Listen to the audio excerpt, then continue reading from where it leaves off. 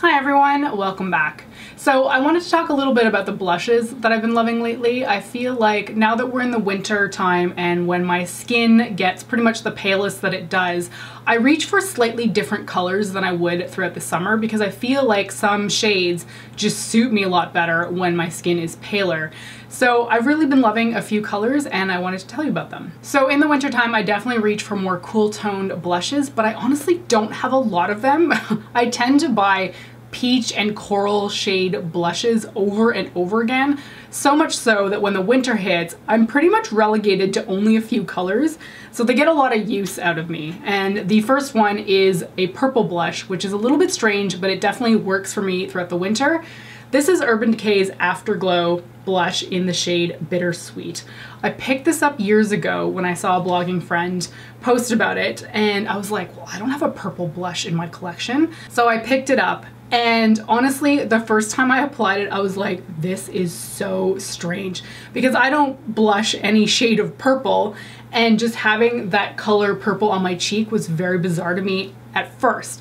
And then I got used to wearing it and I was like, this is so freaking cool. And I started pairing it with basically any purple eye look that I would do. Also some blue eye looks as well, because I just like to be very matchy-matchy. And if I've got a purple eye look on with purple blush, I really like that. And it can be quite strong on the cheek, so I would recommend that you apply it quite gently. And then I always end up blending it out with my foundation sponge at the edges so that it's not too harsh of a color, because I mean, come on. This is quite the color on your cheeks, but it's a lot of fun to play with. And it's one of the colors that is easily accessible on Sephora's website. Urban Decay, I feel like, has discontinued a lot of their blush colors, but Bittersweet is one that is still there. So if you've ever been curious about a purple blush, I would recommend picking this one up because the color is so pretty and also because it's easy to apply. The next shade I have is by Kryolan, and I must have gotten this in a blogger swap because I didn't buy it. I know I didn't get it in PR, but I've used this color so much and I have no idea where you can get it because I don't see it on Kryolan's website.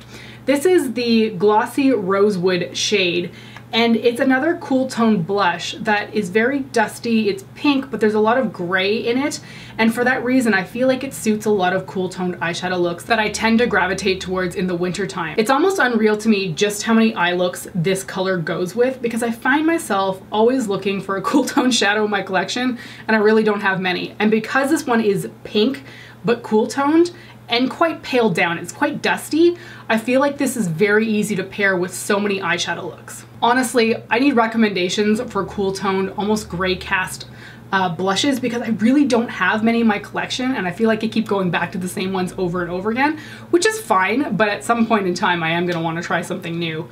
But this one, it's just really beautiful. I feel like maybe it was a collaboration with Glossy Box or something like that. Maybe that's what the name is for. Anyway.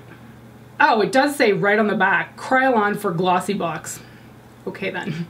Anyway, this is one that's very easy to wear. It's not too stark on the face either, so I can really get my brush in there, swirl a lot of product onto the brush and then apply it liberally, which isn't to say that you're wasting product, but I do like to take a brush and dump it in there without having to be too concerned about, you know, not applying too much on my face.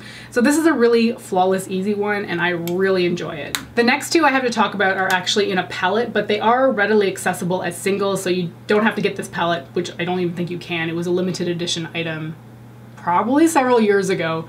This is by Hourglass and it's their ambient lighting blush palette, and the two shades that I'm referring to are over here, but we're first going to talk about this one. So this one is Mood Exposure, and I find it very similar to Tarte's Expose, which is another blush that I love dearly, but this one I feel is a little bit more of a cool toned color. I also really like this formula because it's very easy to apply. Like that Glossy Rosewood shade, I can stick a brush in here without having to worry about applying too much onto my face, because these streaks of cream colored powder in here really do help to tame down the colors. So it's kind of, you know, foolproof in a sense, because I can be quite heavy-handed with blush, but these shades definitely tone it down for me just because there is face powder in there as well. So this one is great to wear when you just don't know what to put on your face, when you're wearing an eyeshadow look and sometimes you're like, okay, but what do I do with my cheek color? It's a very neutral color and it goes with so many eye looks. This one will work with brightly colored eyeshadows just because it's such a basic cheek color. I don't tend to gravitate towards it when I'm wearing a lot of bright colors, but it does work. I do tend to grab it when I've got something pretty neutral on my eye, and again, I just don't know what to put on my cheeks.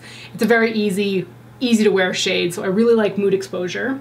But since we are February, March, and starting to lean towards spring, I do find I'm gravitating towards a lot more coral colors.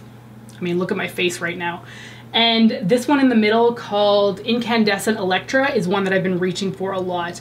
I get really amped for colorful coral colors in the spring, but I feel like I start early. Like, I start in February and March, and that's when I start to dive into my coral shades. So Incandescent Electra has been getting a lot of use out of me. Again, like Mood Exposure, this one is very easy to wear just because it's got face powder stripes in there, so you don't have to be worried about kind of putting a neon coral on your face and it not working. It's very easy to apply. I mean, all of the Hourglass ambient lighting blushes are that way. They're a really good formula, they're easy to apply, and I almost never am able to overdo it, which is great. So this one works so well with any kind of peach colored eye look that I'm doing, anything that's really vibrant and warm, coral, peach, basically anything that sort of screams spring and summer to me, this one will work out so well with. This one also has that sort of lit from within look, like when you want just a healthy glow on your cheeks, but you don't want it to look like too much blush, this color can really do that for you. And the very last shade that I've been using a ton is very similar to Incandescent Electra, except that this one is a little bit more shimmery. This is Too Faced Papa Don't Peach Blush, and it is beautiful. Not only does it smell good, but the color is so freaking pretty.